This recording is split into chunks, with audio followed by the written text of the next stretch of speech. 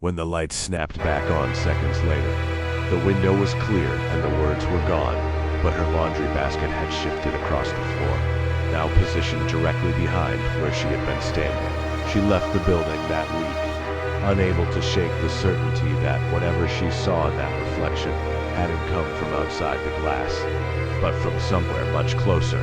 What ties these stories together isn't just fear, it's proximity. In each case, the uninvited presence wasn't miles away or separated by locked gates and long driveways. It was inches above a ceiling, reflected in a computer monitor, whispering through a phone line, smiling in a basement window. We like to think danger announces itself with shattered glass and splintered doors, but often it arrives quietly, embedding itself into the background of our lives until the moment we notice it. And by then it's already been there for a while.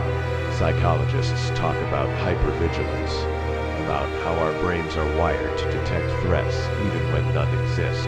But what happens when that instinct isn't paranoia? What happens when the creak in the attic isn't the house settling? When the reflection isn't a trick of light? When the caller's warning isn't a joke? These stories linger because they invade the one space we're supposed to control completely. Your home is where you sleep, where you change clothes, where you let your guard down. When that space is compromised, even subtly, it changes something fundamental inside you. You start double-checking locks, you hesitate before turning your back to a dark hallway. You look at reflections a little longer than you used to. And maybe that's the real horror, not just that someone or something crossed the threshold, but that you'll never feel quite as safe again.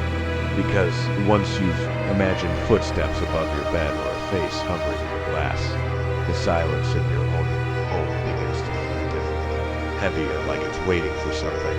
So tonight, when you switch off the lights and the world narrows to the small circle of darkness around your bed, ask yourself how well you really know your own house. Ask yourself what's above you, behind you, reflected faintly in the black screen of the television. The uninvited don't always kick down doors. Sometimes they slip through unnoticed cracks, hidden spaces, forgotten corners. Sometimes they've been there longer than you think.